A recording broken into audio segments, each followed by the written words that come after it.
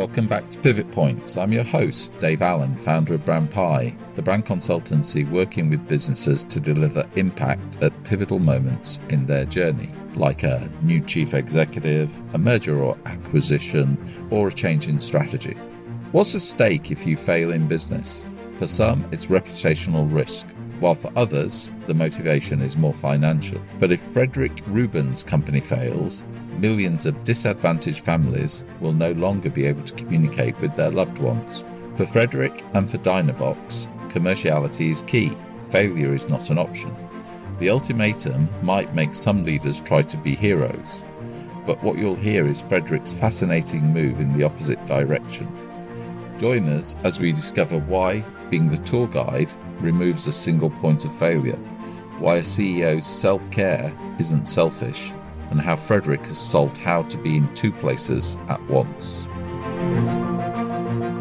Really excited today to have Fredrik Ruben on Pivot Points, and Fredrik is the CEO of Dynavox Group based in Sweden. So just to help our listeners understand a little bit of your background, would you mind just introducing yourself, Fredrik? Indeed. Thank you for having me. I'm Fredrik Ruben. As you just said, I'm the CEO of Dynavox Group, a Sweden headquartered but global company focusing on communication aids for people with disability, and we can cover that more later. But to introduce myself, I'm a 49-year-old Swedish engineer who love the outdoors. I have two jobs. On Monday nights, I'm a Sea Scout leader, and on the rest of the week, I lead the company Dynavox then, and some 1,000+ employees in 20-something countries around the world. I've had this role this is my 13th year, and it's a company that's been growing quite a lot. So that means, leadership from being not startup as such, but, very small company to where we are today. We're publicly listed on NASDAQ in Stockholm.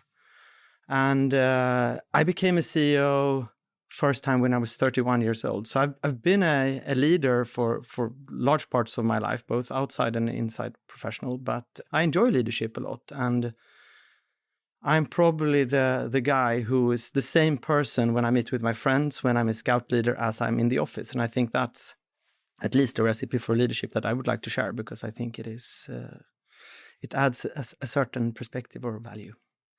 So that's me. I'm a father of 3. Again, everything outdoors, whether it's sailing, skiing, hiking, climbing, that's where you find me when you don't find me in a podcast studio. Yeah. And I mean, this is a question I've asked a lot of the CEOs who've been guests on Pivot Points. When did you start to think you might be a leader? Was it age 8 or was it age 25? What sort of started to make you think, actually, other people might follow you and you had the qualities required to be a leader? I'm the youngest of 4, and I have 3 older sisters, and they're quite a lot older than me. They're 10 or so years older than me, which means that I sometimes jokingly say I grew up with 4 moms and a father. But yeah. But I think that has probably shaped me in a way. I've always been, a stage person, etc. But I would say that the first time I realized I actually had leadership skills in my personality was when I did my military service. On the very first day, we were called in. I did my military service way up in the Arctics in the Swedish Army. We were platoon commanders, so we were kind of designated leaders already from the start, but we were a group of 50 to be platoon commanders. We were sent out on a field. It was in January. It was horrendously cold. And we were given a book of instructions and then a big pile of metal things. And then the guy said, build a bridge. Here's the instructions.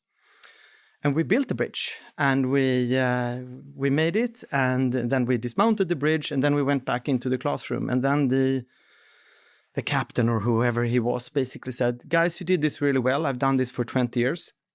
It was one of the fastest kind of tests on group dynamics and etc. There's one person I want to point out, and everybody looked at each other. And they said, that's number 313 Ruben, which was kind of my military name. Because you were the one that organized everything. You were the one that said, hey guys, you run and get the metal rods.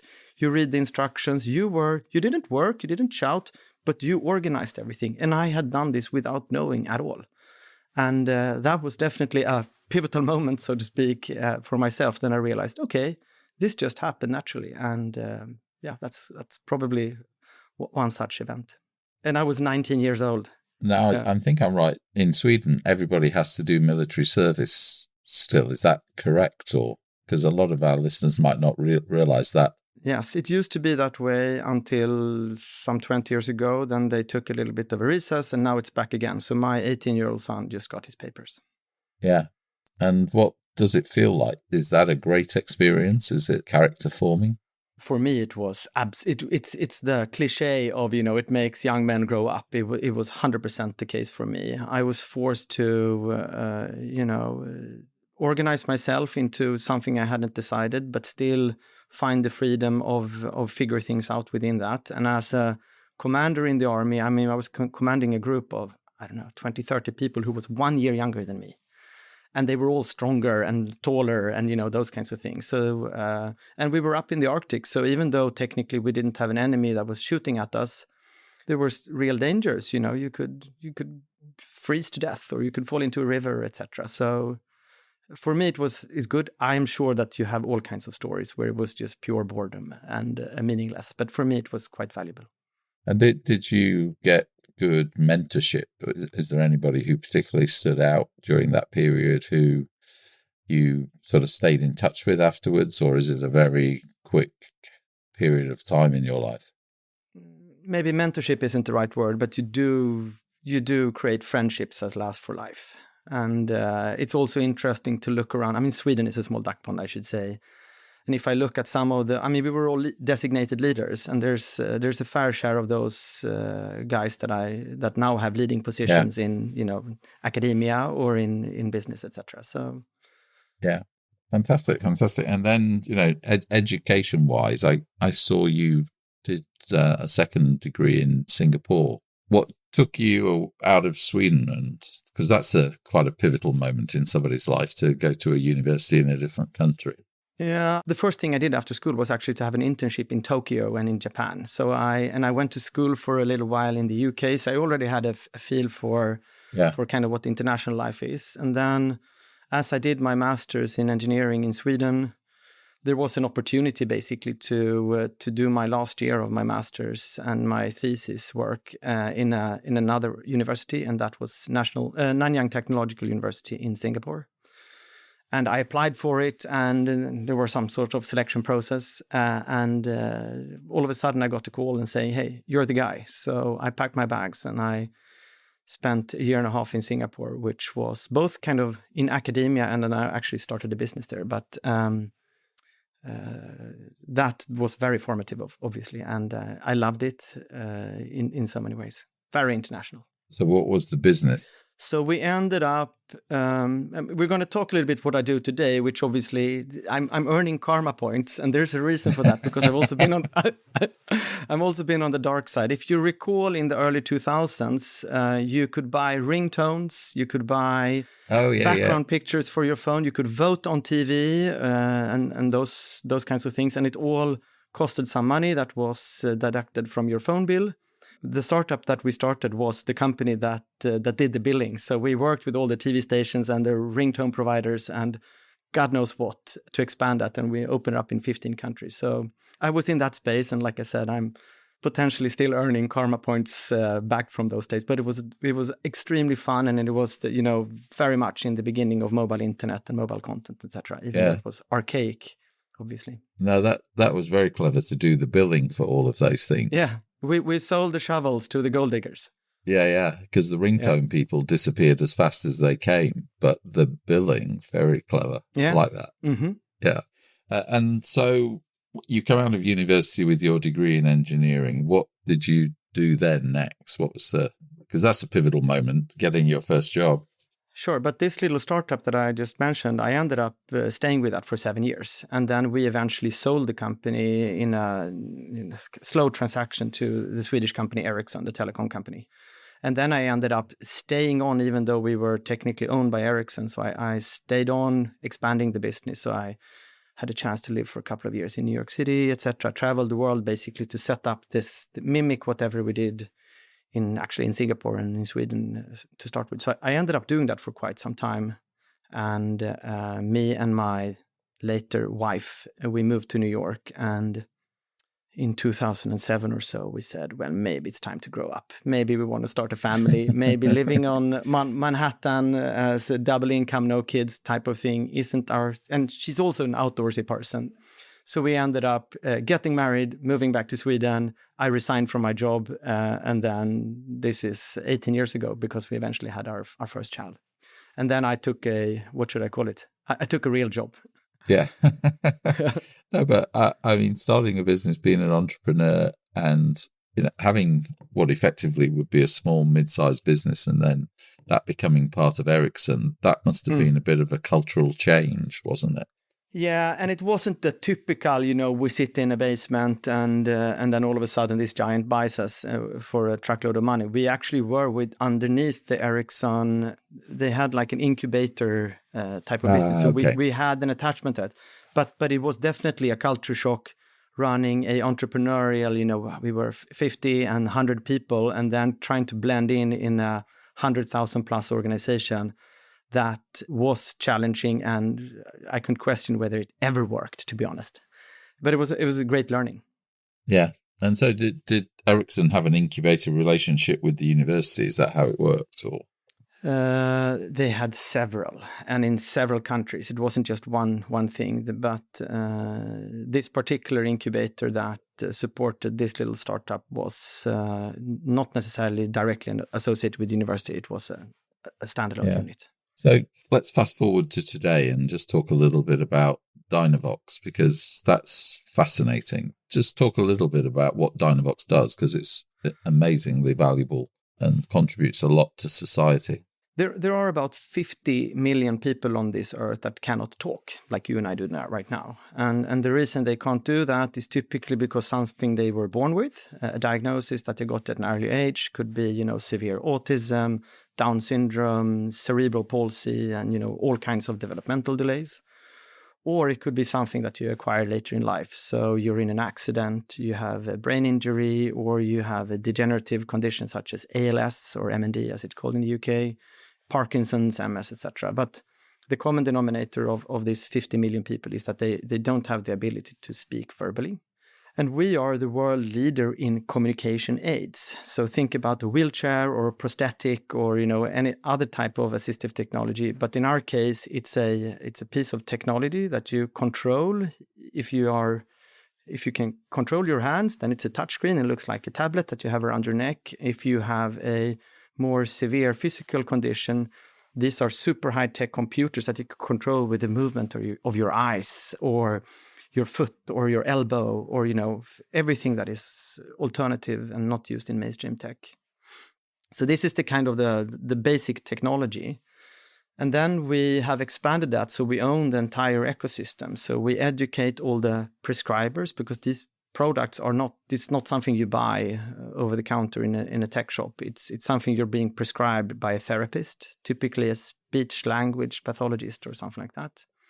And they work with the patient depending on who they are and where they live, etc., to basically gain the ability to communicate. And in that, you need to have symbol communication systems. You need to have, of course, software. You need to have this hardware that I mentioned. You need to have access to funding bodies so that this can be paid for. And if that's in the UK, it might be the NHS. If it's in the US, it's Medicare. If it's Germany, it's Krankenkassen. And then, of course, we're there to support all these families, users, prescribers to make sure that they continue to have their voice. So we've built this up over quite some time. But like I mentioned in the beginning, today we are a 1,000-man plus firm operating very much globally, even though our headquarters, and we're listed on NASDAQ here in Stockholm, actually 3/4 of our business is in the US, and 600 or so of my staff are US-based. But we have offices in Australia, in China, in Germany, in France, and the list goes on. It's a company with, revenue-wise, we're, depending on which currency you want to use, we of course use SEK, but let's, for this simplification, use euros. It's about the 250 million euro business as we stand today, and profitable. So it's no longer a startup. It's more of a company that we've found our foundation. We obviously make products that really work. We've figured out how to make it commercially viable. And now we are in this crusade to expand this to really help more people, because as of today, the vast majority of the 50 million I mentioned in the beginning, they're silent. They have nothing. And there's a very low level of understanding and competence around the sheer existence of these types of technology. So that's our, it's very much a mission-driven type of company, even though we're commercial. Yeah. And I saw that you went through a sort of name change, and that's quite a big thing to do at group level. What was behind that? So as with every entrepreneurial journey, things start out in a different corner and then you end up somewhere else. In our case, it started up with an innovation or an invention in the early 2000s of an eye tracking sensor, which is basically a little component that can be used to understand what the person is looking at. And that the normal use case for that is to, do research on human behavior or how to make display ads or something like that. But there was in actually a UK facility where they help people with disabilities said, hey, if you know what you're looking at, does that mean that you can control a mouse cursor with your eye gaze? Yeah, that works. And all of a sudden we had a company where we didn't kind of let go of the initial thought of, understanding human behavior. And then there was other applications in, virtual reality headsets or computer gaming or cars and whatnot. So we had this little conglomerate called Tobii. And we found ourselves doing 3 different things towards 3 different markets. And there was the only synergy we had between the various units of that company was the Christmas party. And that's a bad reason to keep a company together. Yeah. So what we eventually did in 2021 was what we split the company up. So there's now a company called Tobii. They continue to focus on what I mentioned at the beginning. And then what we were called, our products were called Tobii Dynavox. So if the kids that you meet who communicate using our devices, they call it their Tobii. But of course, in order to remove confusion of 2 companies having almost the same name, we basically removed the Tobii from our names. So now the company is called Dynavox, and we focus solely on the communication aids. And then there's another company, we have no relationship to each other, ownership-wise, etc., called Tobii. That's the story. So it was more of a mechanical, it wasn't a rebranding kind of exercise. Did it all go very smoothly? Nothing is smooth. I think we actually one of the reasons why we entirely removed the first half of our company was that there was a lot of confusion on the stock markets. They didn't know which share they bought. So we had traders at banks who bought the wrong share, etc. So it was more of, we were forced to do this. But I think since the companies are so vastly different in what we do and the customers we serve, etc., I wouldn't say that it's a big thing. It's also important that our products, it's not like a Nike or a Reebok. It's not the brand. Again, the consumers don't buy products from us over the counter. So knowing what our company name is less relevant. We are associated with the types of assistive technology and the aids that we do. And obviously, it's important that the prescribers, the doctors, the therapists, that they are aware of this, but they don't prescribe a brand in the same way as maybe you and I buy a pair of jeans.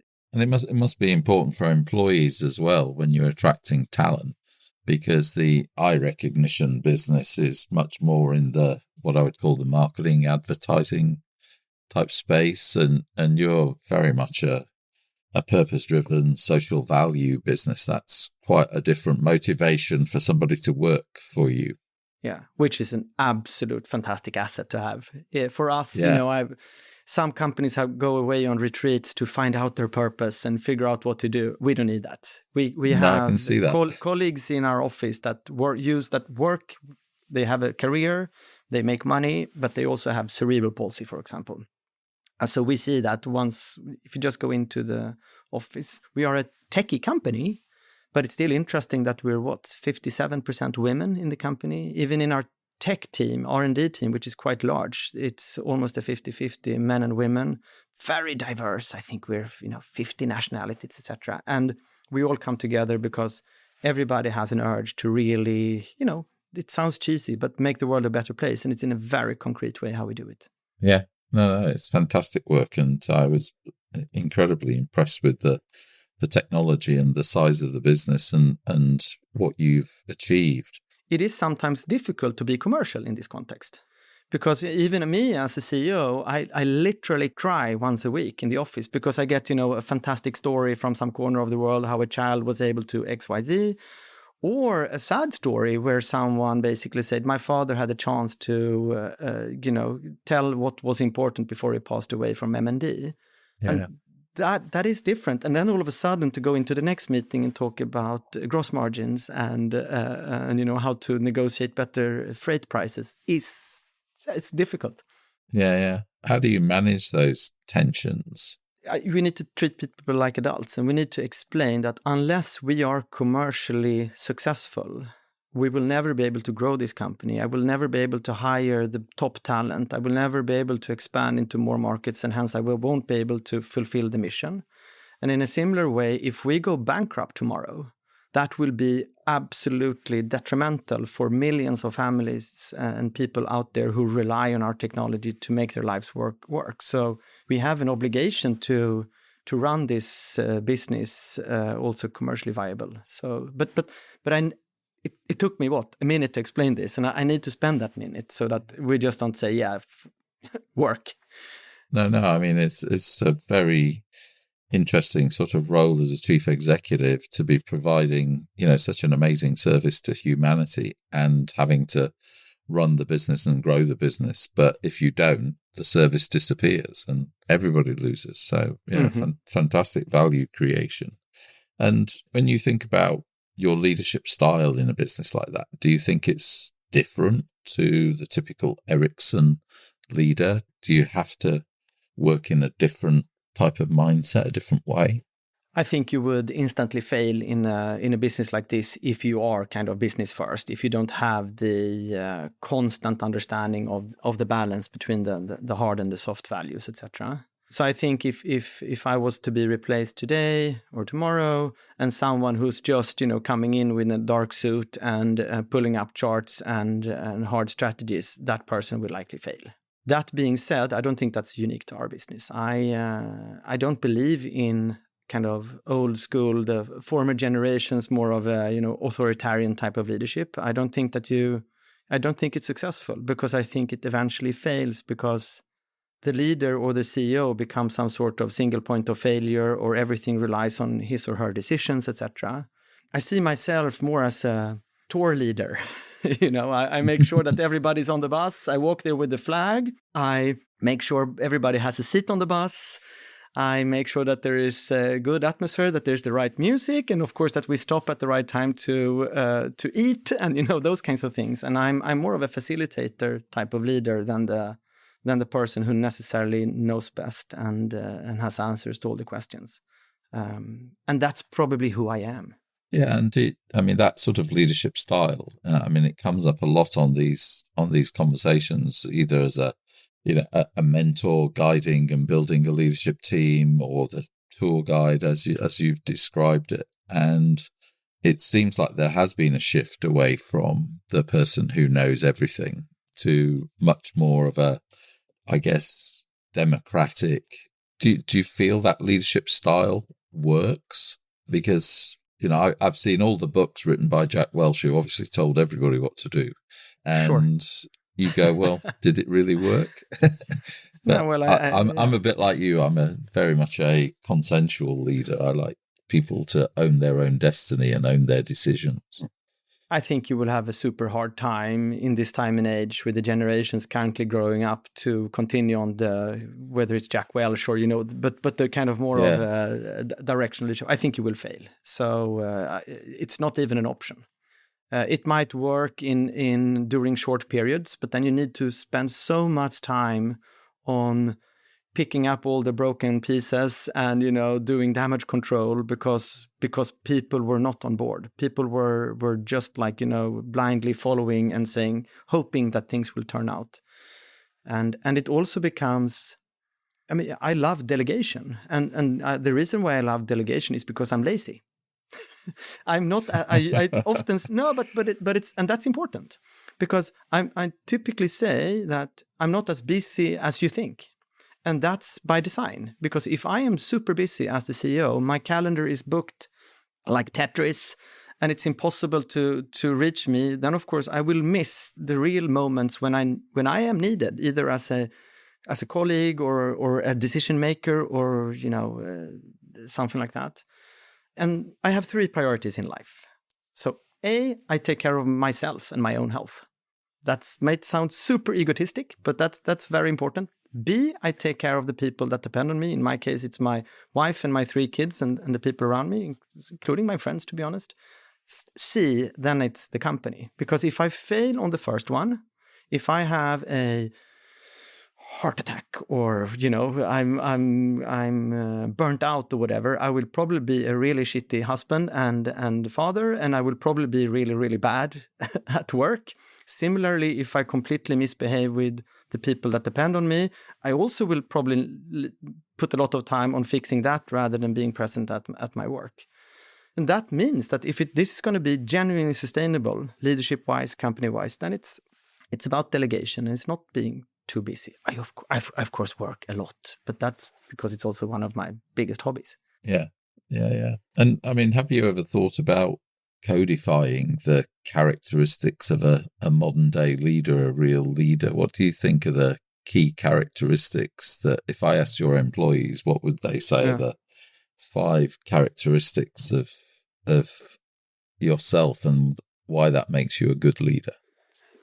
I mean, there are 2 ways for me to answer that question, because you said the word codify. I launched within the company this fall, I think it was September, a AI version of myself, which is actually a project that is much more ambitious than you think, where I have sat down with a psychologist and they've interviewed me for hours, what my real feelings are, how I express myself, but also my views on, political things or leadership, etc. They've also interviewed a bunch of our colleagues. They've interviewed my oldest sister, my best friend. We have uploaded all our strategy documents. We have the transcripts, of course, redacted for whatever is sensitive from all hands meetings. And then we fed all this into an LLM. So if you work in this company, you can go into Teams and you can open a chat box as if they were chatting with me, but there's also an AI Fredrik there. And you can ask that person in any language, any time zone, and he, or whatever gender it is, will answer you, what is the health spend allowance in Germany? Okay, fine. But also, hey, I have a really tough discussion with an employee that I have to let go. She's great, but, blah, blah, blah. We don't have money. What should I do? And then AI Fredrik can come in with my tone of voice and how I would structure this. So I have codified it, and that's amazing. It's quite interesting. And in that process, I think I also did realize that I am not that complex. I typically ask the same questions. One question. It's okay. What does this mean in money?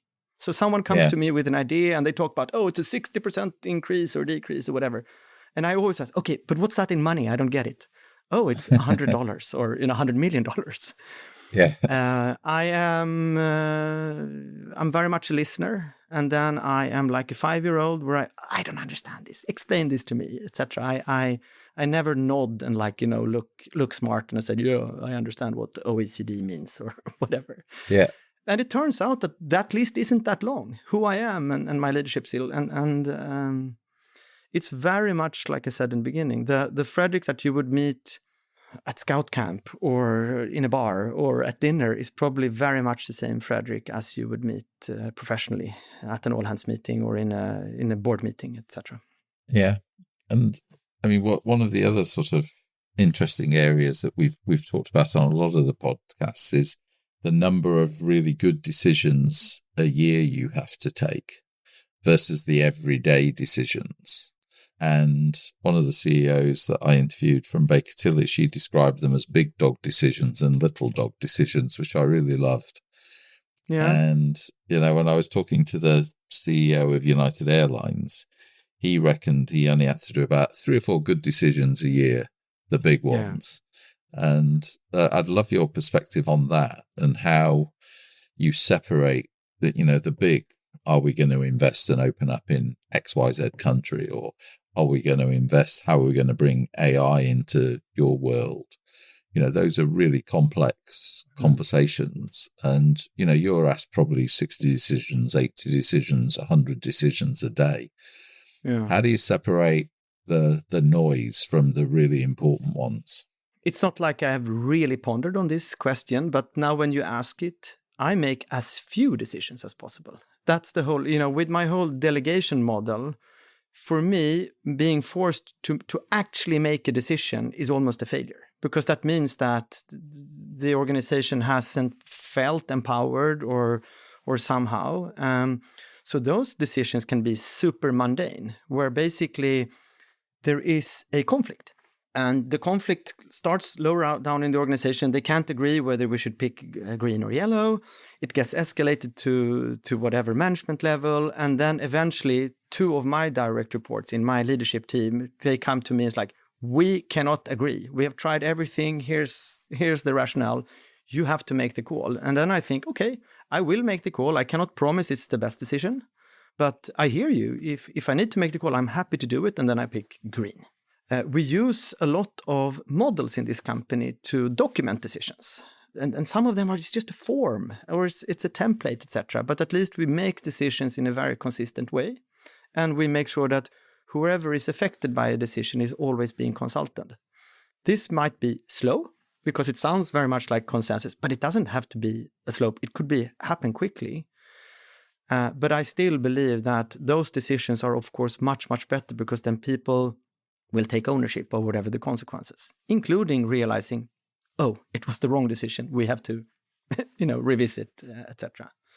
So I try to make as few. I think I'm the tour guide. I'm there to facilitate it, etc. I have no problems making decisions, but I'm reluctant to do it unless I genuinely have to. In terms of building a culture that will take decisions, because for a lot of employees, it's actually easier for them if you take the decision and they have to implement it. Yeah. So how have you built a culture where your people are comfortable taking decisions, they're shaping their own destiny, they're learning from success, learning from, setbacks?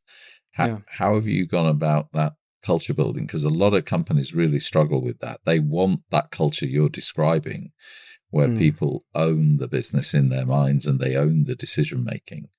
But getting that culture actually in place, when a lot of people just prefer not to have the stress of decision making, because it is stressful for a lot of employees. It goes from the top and it goes from the bottom. So it starts obviously that me, genuinely, I'm not just saying what I just said, I actually live by it. And I also surround myself with people who are like-minded. So the entire executive leadership team, even though we have a lot of nationalities, etc., they drink from the same Kool-Aid or whatever you want to call it. We believe in this. But in a similar way, I think last year we added another 300 or 350 new employees to the company. We're extremely diligent on the onboarding process. Every new employee gets to meet me and parts of the executive team. And I hence travel around the world to do that, and it's a priority. In that first spiel that I do at the very first hour of the intro days, I explain this. I explain we're a publicly listed company. We have 20,000+ shareholders. They don't make a decision.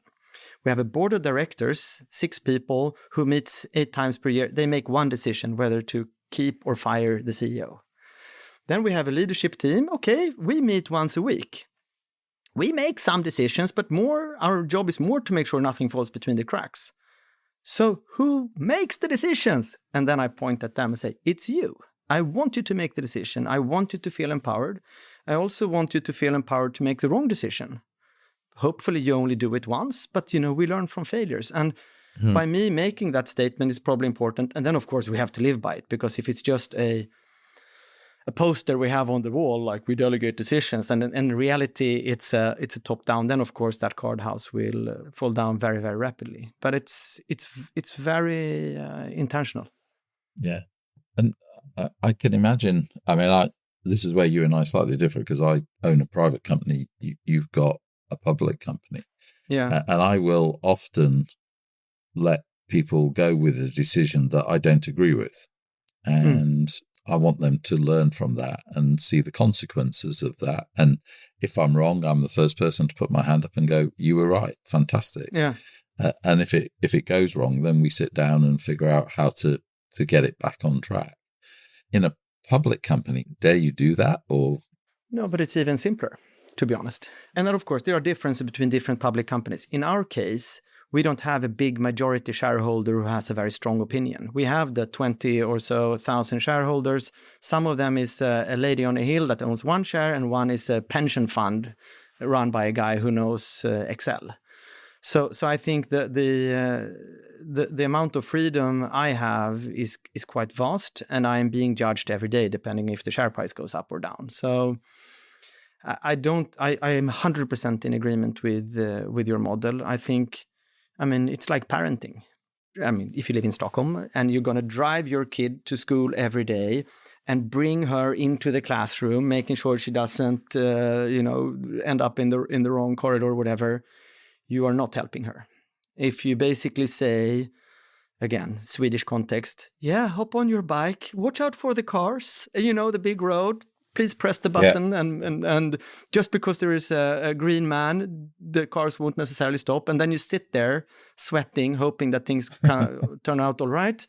And then in the afternoon, she comes back and said, no, it was fine. Yeah, a bike to school, everything. And that's, of course, that's how you learn. So there's no difference. Fantastic. And in your sort of personal life, how do you spend your time to get relaxation? You talked about the Scouts. That sounds like something you're very passionate about. I am, like I said, nature is my meditation. And nature, of course, can be cross-country skiing in northern Norway on a vast mountain, seeing the horizon. It could be digging a hole in the garden. My wife likes plants, etc. So it's definitely outdoors. As soon as when you don't find me in a podcast studio like this, I will be one way or the other outside. I live approximately 18.5-minute bicycle ride with an e-bike from the office here. I ride that bike every day of the year, unless I'm traveling, obviously, even though it's sleet and raining from left to right, etc. That's my morning routine if I can have it. And I'm a much more grumpy guy if I don't get that. So regardless how, but somewhere, and if there is a fire included, I'm pretty damn good at making a fire. So fire is also, there's something in our DNA that is very soothing with the fire. Yeah, no, I do love a log fire. There's something absolutely gorgeous about that. And we end these podcasts with a fun facts where we just ask the guests to talk about something unusual that most people wouldn't know about them. There is one kind of, again, pivotal moment that comes to mind, and that is I became a CEO for the first time when I was 30 or 31 or so. And it was a very brave board that basically, I guess, here's an energetic guy who seems to know things. He knows nothing about the industry. He knows nothing about the company, but we like his leadership style. And this company is in need of a kick me up. Something needs to happen. Yeah. It was a company founded before I was born, making ERP systems for real estate companies, etc. The system that sends out the rent bill or, something like that. So maybe not the most sexy type of product. 100 or so employees, all of them older than me. I step into this really dull office with a very bad coffee machine. Everything was dull. And I felt, what do I know? What can I do? And I found myself, I can't go to these people and give them marriage advice or how to raise their kids because I'm 10 years younger than them. I can't go there to explain how this business is supposed to be run because I haven't been there. So I literally looked to myself, and it turned out, okay, why have I ended up here without failing? It's actually this whole health thing that I talked about. The fact that I have found a way not to win marathons, but actually to eat the right things, exercise the right way, find rest or meditation in whatever. And I made that our thing. And I said, we're going to be the healthiest company in our industry. And we're going to make this a cool thing. And everybody gathered around that campfire. We eventually had a much better coffee machine. We even moved the office. We managed to turn the company from decline to growth because everybody became proud. And I brought something that has nothing to do with business, but much more of, this is at least something I think I've figured out myself, whether that was through the Scouts or my avid skiing or the fact that I like cooking, but it was, and then we brought in nutritionists. We didn't bring in the strongest man in town to tell people how to do bench press. We explained that, don't take the bus all the way to the office. Exit at the second last bus stations and walk for 15 minutes, because that's quite healthy. And that worked. And isn't it nice fantastic. When it's not that there is no McKinsey report that kind of made me do this? I started within myself. Yeah, no, that's genius. I love that. And what a fabulous way to end the podcast. And absolutely love talking to you. I can't believe how quickly the time has flown, absolutely flown by. So thank you for that, Fredrik. Thank you so much for having me. No, it's joyous. Thank you. Thank you so much for listening to this episode of Pivot Points. If you enjoyed this episode, you can find more fascinating conversations with industry leaders in our previous episodes. You'll find us wherever you get your podcasts. And if you want to know more about Brand Pi and how we deliver impact in the pivotal moments that matter to you, head over to brandpi.com. Thank you for listening, and we'll see you next time.